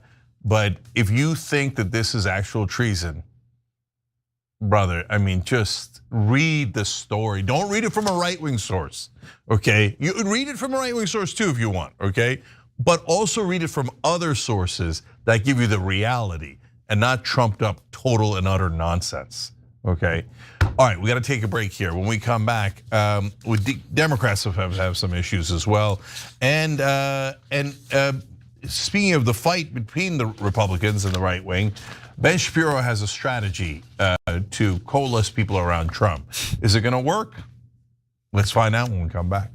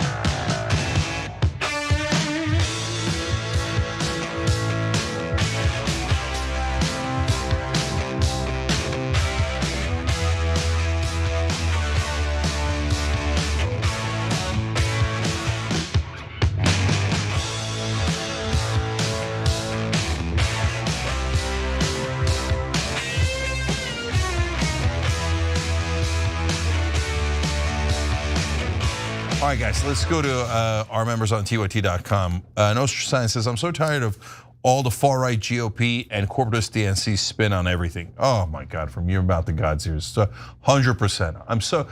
I'm exhausted by the crazy conspiracy theories on the right and like the ludicrous excuses within the Democratic Party. Church Delanosa says, please let there be a $20 billion defamation lawsuit filed by Obama against these people. That would be a true thanks, Obama. Part of me thinks we're here because Obama failed to hold the guilty accountable during his administration. Well, there's a lot of truth to that, brother, but that's the same Obama that exists today. So he's not gonna, I would be shocked if he did a defamation suit. Should he? Yeah, actually, that's not that bad an idea at all, right? Because then you go into civil court, then they got to present evidence, you get to present evidence, and it's kind of turning Trump's trick on him, right? But Obama doesn't like to go in the mud at all. That's why he never comes to help on any issue when Democrats are in trouble, the left needs his help. The only time he ever gets out of his mansion cave is when it's about him. And that's why he put out a statement the other day, whoa, whoa, whoa, whoa. This is about me, I don't like it. But he's not going to want to roll around the mud with Trump. But he's not obliged to either now. But it's the frustrating part was what he didn't do when he was president. Yeah, that's 100% right too. That's right. Guido Anchovy, a fun name, says this is Tulsi just trying to get back into Trump's good graces after embarrassing him with the Iran intelligence. A lot of truth to that, as we talked about earlier. Tuffy says absolutely love the Uyghur Shore show, and then Michael Napin has a fun nickname for her. It's the Sugar Hour.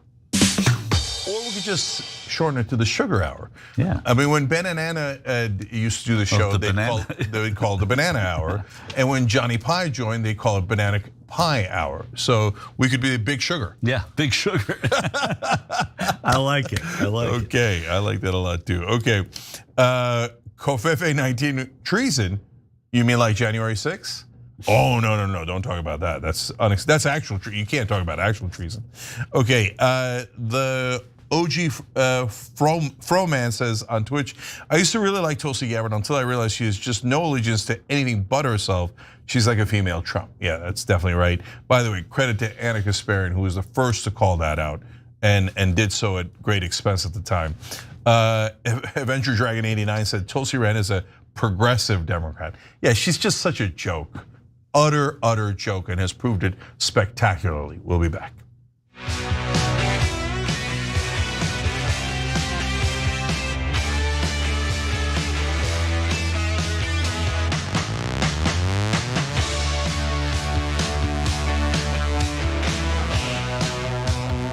All right, back on TYT, Jang and Michael with you guys. We've got breaking news, so I'm gonna do it for you guys, even though I just read some of the story, but that's what happens when we're live on air. Okay, a House Oversight Committee voted Wednesday, today, to subpoena the Department of Justice to release the Epstein files. Wait, what? Wait, first of all, I thought they were on break. This just happened, okay? So the vote was actually pretty overwhelming. 8-2, so a lot of Republicans flipped over and voted with the Democrats, saying, no, that's it, Department of Justice, we want the Epstein files. Now that doesn't mean that you're gonna get it right away, but it does mean that unless something incredibly strange happens every day, twice a day in the Trump administration, right? But unless something really strange happens, they are supposed to hand it over to at least the Oversight Committee, and then some Democrats would get to see it, including Ro Khanna. Interesting. It's super interesting. It's also, Congress is out. Mike Johnson took them out starting today rather than next Thursday.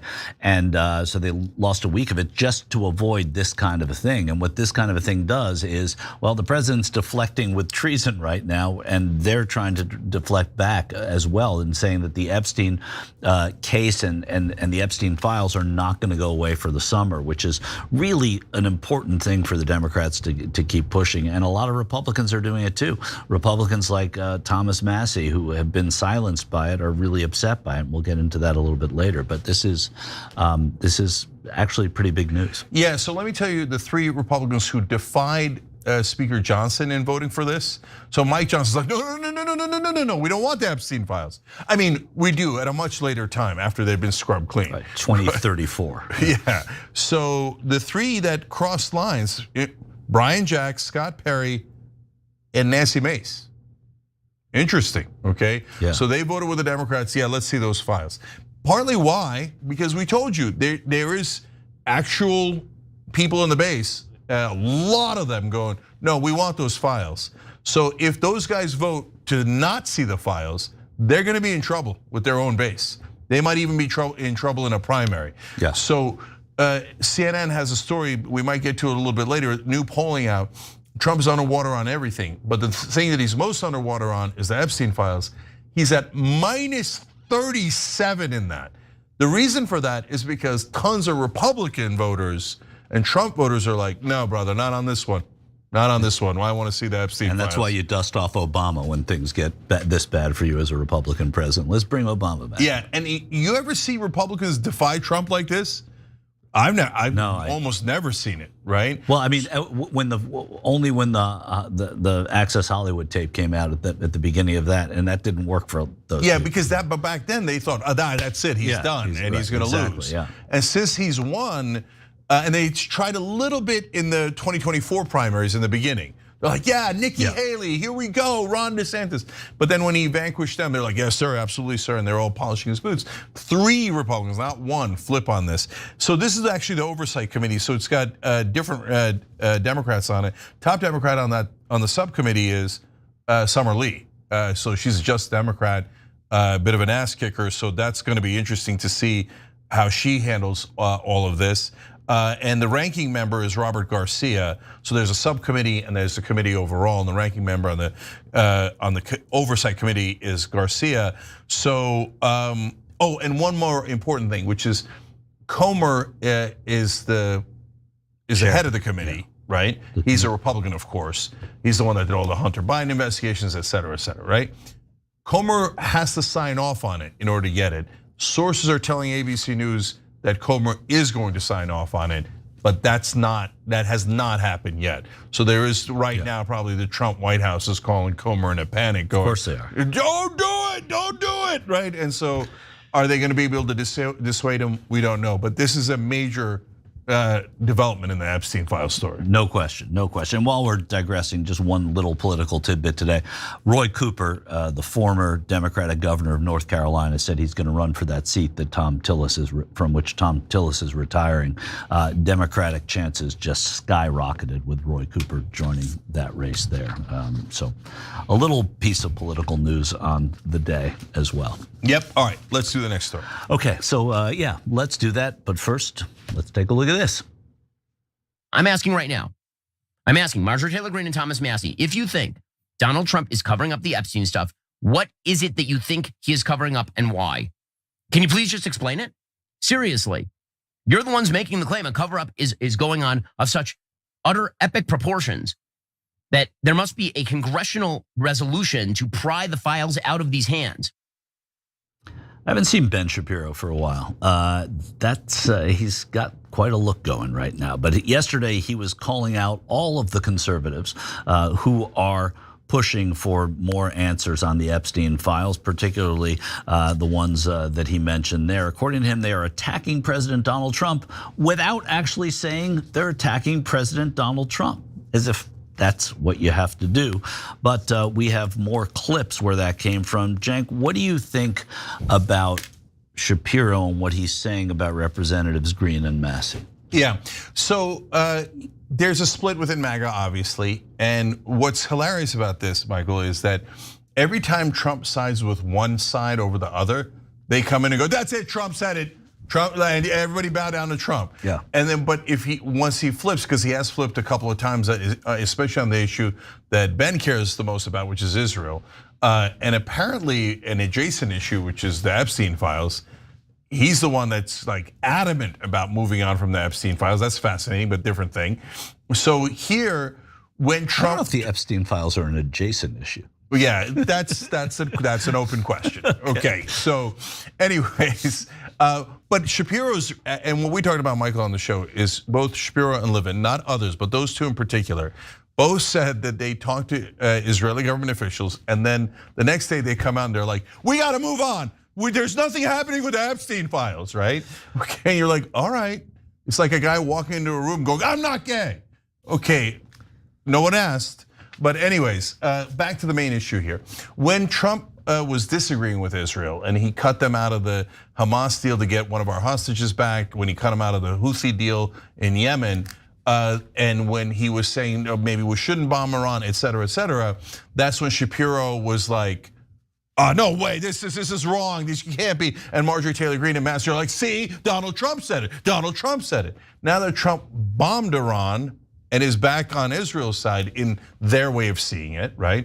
In my opinion, being on Israel's side would be to get them to stop doing this so that they're not hated by the world, but okay. Back on Netanyahu's side, now Shapiro's like, that's it.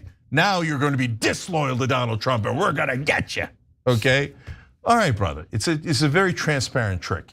But what it covers up is the real split and why there is a split, which is what we'll talk about in a minute. Right. It would be great if he was telling Greene and Massie that they're committing treason. If that was the thing that we just do all the time. Anytime you disagree with Trump, yeah, it's treason. It's treason. So you water down what really treason is. There is, there's a little bit more here now that we can watch of Ben Shapiro going after what he calls pseudo-MAGA.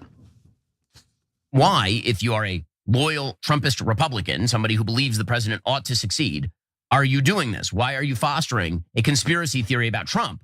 Forget about Epstein, a conspiracy theory about a Trump cover-up that Democrats are currently pushing for political gain. Hey, let's be clear again on what pseudo-MAGA is doing here. I'm calling them pseudo-MAGA because Trump is the decider of MAGA. He's the person who created MAGA. He's the builder of MAGA. He's the definer of MAGA. Pseudo-MAGA are people who claim to speak on behalf of the MAGA movement, who represent a tiny sliver of the people who voted for Donald Trump. What are they actually attempting to do? What they are actually attempting to do, again, is seize control of the supposed MAGA movement from the only person who founded it and created it, Donald J. Trump. That is what is happening right now. There's clearly an attempt to attack Trump here. Why the attacks on Trump? That's the question I'm asking.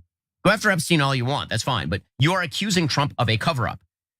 So if you're accusing Trump of a cover-up, the question is, what's the theory? Or is it a cynical play to attempt to drive down Trump's favorables and seize control of the movement that he built? Because that's what it looks a lot like. Well, Ben, if you're going to talk about the president's numbers, we're going to come back with a few, pieces of information about those numbers. Harry Enton at CNN is going to help us right now.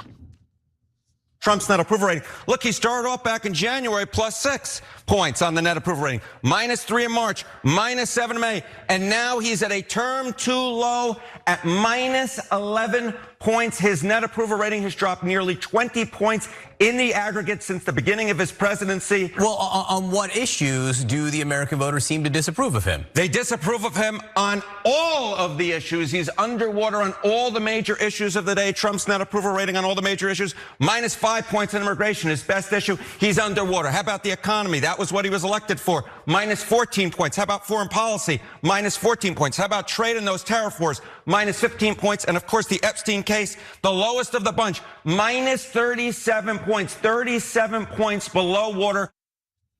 But Harry, you said he's 37 points below water on Epstein. So I guess the president is humbled by that. Let's listen.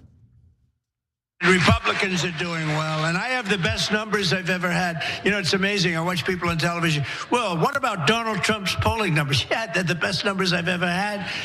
And with this made-up hoax that they're talking about, my numbers have gone up 4 and 5 points. They want to do anything to get us off the subject of making America great again. Cenk, it's like we've talked about many, many times, and we get redundant on it, but I don't know what he's seeing and what he's doing, but whatever it does and whatever he says, it seems to work for him. But we heard Harry Enton say 37 down on Epstein. So in this case, actually, Trump is, of course, over the top, and he's going to take one number and run with it. But I at least understand where he got that from. Ironically, he got it from Harry Enton. We covered it on the show a couple of days ago when Enton came out and was like, "Oh, the Epstein files, nothing to see here. Trump's numbers are holding steady. In fact, they've gone up with Republicans, right?" And I said on the show, you took that poll like 3 minutes after the Epstein files story broke. Why are you touting it as the Epstein files are not moving Trump's numbers? That's super weird. But they chose to do that for whatever reason. Now I said, well, let's see if I'm right, because I bet you the next set of polls that'll come out will show you that he's significantly underwater on Epstein. I think -37 counts. So yeah, because guys, it's not that complicated. There's a lot of folks who live in la la land who think, no, every Trump voter is a cultist, or they will never ever disagree with him on anything. I don't know if anybody's still holding on to that, right? I know that people said that for 6-7 months straight. I don't know if they're still holding on to that fantasy. But in the real world, yeah, Trump voters were on the issue of Epstein, were bailing at a record rate, right? And so now you see it with your own eyes, -37. Who was right and who was wrong, okay? So now, Trump is quoting the old Enton piece from a couple of days ago. He's like, "Oh, my poll numbers are great." Brother, hold on, you haven't seen him yet. But he was saying that after these numbers came out. The president was saying that after. Yeah, number one, I don't know that he saw these numbers. Number two, that's where the serial liar comes in. Right, of course it does. And I never believe there's a number that comes out that he doesn't see. Yeah, so, but he's only going to quote the positive ones. Of course he's going to. Right. And one thing to what you just said, Cenk, is when Zephyr and I went out on the road a lot during this last election, many of the MAGA people we would speak to out there, and I'm sure we have tons of it. I don't know if we cut it into a clip or not, of them saying, when it came to Epstein, they didn't like that anything having to do with Trump and Epstein. They didn't believe it, but they really didn't like it. And if that came out, I'd have to rethink it, and none of it came out. And here we are. And here we are. It's almost like listening to the other side is part of journalism. It allows you to figure out what's going to happen. Oh, okay, so, but bottom line here on two things. Number one, I listened to the whole Shapiro segment, so you didn't have to. And his explanation for all of this is, because you think, wait, but why would Marjorie Taylor Greene want to undermine Donald Trump? That doesn't make sense. Massey and Trump are fighting now, so that might make more sense. But why MTG? Why, right? And because it's a political ploy to undermine Donald Trump and steal his MAGA base for their own purposes. But Marjorie Taylor Greene agrees with Donald Trump 99% of the time. What own purposes? And what? Because she'd want to run for president? Okay, I mean, that's not crazy. I mean, it's crazy that she'd win, but it's not crazy that she'd think she could run, right? But then why would you want to undermine Trump? You'd want to support Trump if you're going to run in a Republican primary. The very last thing you'd want to do is seem like you're opposed to Trump. So that makes no sense at all. What makes sense is that their base, their actual voters, are telling Marjorie Taylor Greene and Tom Massey, you better investigate this, and I don't give a goddamn if it involves Trump, right? Right. And that's what they're responding to. And that's the far more logical explanation. But again, we go back to the topic of adjacent or not adjacent. This is the Epstein files. Why is Shapiro so insistent that we not talk about it? It's weird because it's not, because the others are like, I see all the other hosts. All the other hosts are like, well, it's uncomfortable, but of course we want to see the Epstein files, but Daddy Trump, and they're torn, right? I've seen that now many, many times, right? Shapiro, not at all torn. You do not want to see the Epstein files, which makes me think, okay, yes, but why? What do you know that we don't know?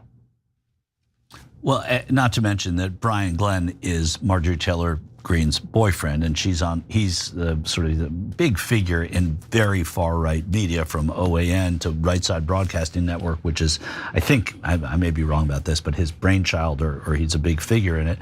And he knows what, almost probably more than the Congresswoman herself, what the MAGA base, to whom they appeal almost exclusively, or I would say exclusively, what they're thinking. And on this particular issue, he probably knows exactly what they're telling him and to his reporters and his anchors about the Epstein case, and that, I'm sure, has some motivation to the position that Representative Greene is taking.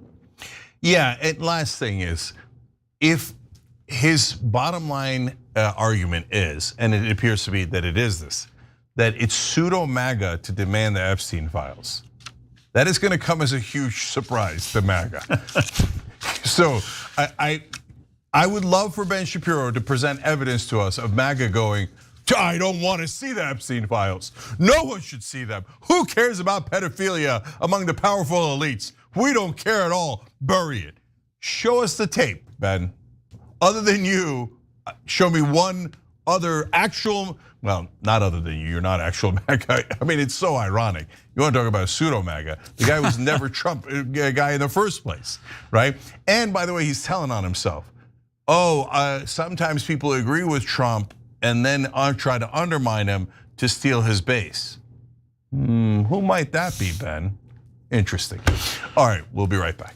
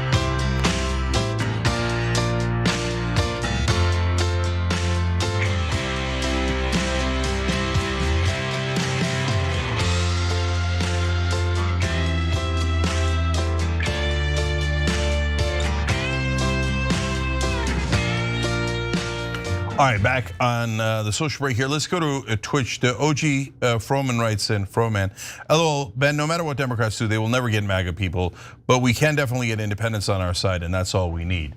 Yeah, and thank you for realizing that a lot of independents voted for Trump, and those are the guys we should target. But part of my point about MAGA in the Epstein case is that it's bled into so many of his voters that we're in core MAGA rebelling against Trump. If core MAGA is rebelling against Trump, those independent voters are 3/4 of the way out the door, right? So that's the good news there. AJ Nestor says, if the Republicans don't get back in line within 2 weeks, I'll eat my hat. AJ, I'm gonna need you to protect the hats around the house, okay? I think you're gonna eat your hat, but we'll see, we'll see. Could the Republicans fall back in line with Trump? Well, wait. It depends on what you mean. If you mean the politicians, those Congress people, then I take it back. Have the hats all around. You don't have to eat them at all, okay? But maybe even for the politicians, they might not, depending on how their polling is going, right? But for the voters, the MAGA guys who care about this, and again, more importantly, the independent voters who care about this, I don't think they're going to fall back in line in 2 weeks. And August is when Congress people are in their districts and they're hearing from their constituents, as hokey as that sounds. And people do not like the Epstein story. Their constituents and their voters don't like the Epstein story. So, like, I get it with the hat and eating it, but I could see this sticking with some of these people. Yeah, Virginia and South Carolina writes, and shout out to Zephyr, one of the hardest workers of TYT. Thank you for saying that, Virginia. That's very true. Zephy's always on the road with us, taping everything. Christina Salazar says about the oversight vote, that's crazy. I'm so shocked this actually happened. Could that be hope? Is that hope we see? Well, check it out at tyt.com/hope. Actually, that's also in the news today, but that's gonna be in the bonus episode. Lou B says, I love today's House vote. Means that Trump will stew in that vote for the summer. That's another good point. Yeah, that's a good point. And Gemma Lee says, Obama always said look forward and not look back, with the implied contract that future administrations would only look forward. How's that deal working out? Exactly, and we said it at the time. We're like, you think just because you said we look forward and not backward that they were gonna return the favor for you? They ain't gonna return the favor, they're Republicans. Even before Trump, they weren't gonna return the favor.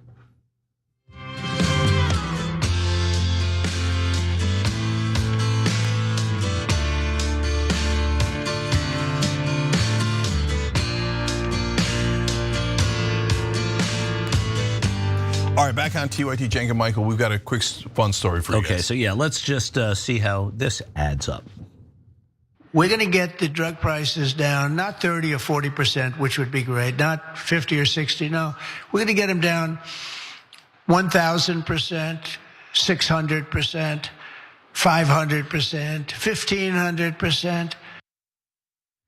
How did this guy go bankrupt? Here at TYT, we've been fighting for lower drug prices for a very long time, and it's good that Trump is on board with that, Cenk. Absolutely, but the math ain't mathin' with what Trump just suggested.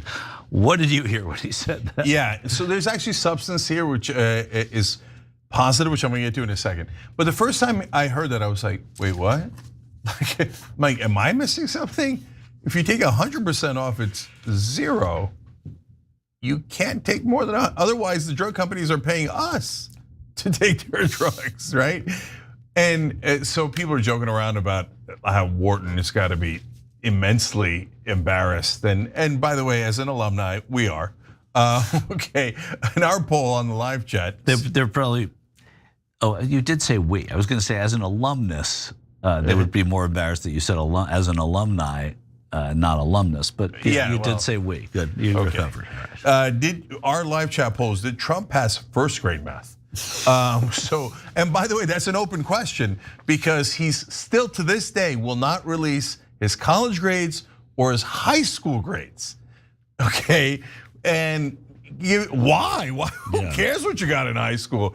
Unless you can't do basic math. You don't know that stuff like this. Anyway, Michael, go ahead. Yeah, that's what it is. And it's this really just shows you the hyperbole with which he addresses everything, right? He can't just say we've cut it by 13%, right? That's not good enough for somebody who fabricates everything. He's got to go to 1,000%, which he doesn't even realize in saying it.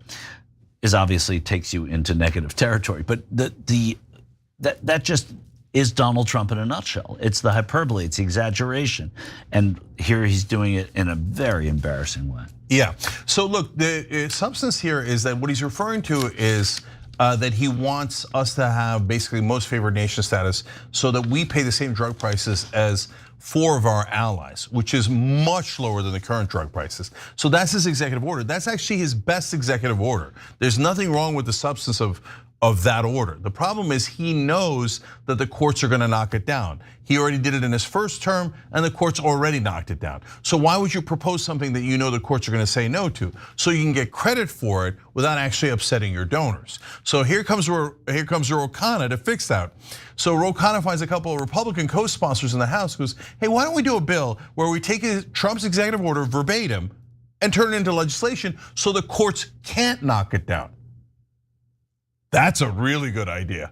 Okay, so at Operation Hope, which is inside TYT, those are TYT viewers, we're actually calling up Democrats and Republican legislators and asking them to co-sponsor that bill. We might actually be able to get a vote on that bill if we get 100 co-sponsors. And we're telling the Republicans, hey, it's Trump's executive order. Don't you want to sign on to Trump's executive order? Make it law. Make it law. And we're telling the Democrats, this is your policy. Don't you want to do your policy? Come on, let's unite the country. If you want to help, tyt.com/hope. We'll put the link in the description box as well. Bonus episodes next, you're gonna love it. That's for the members.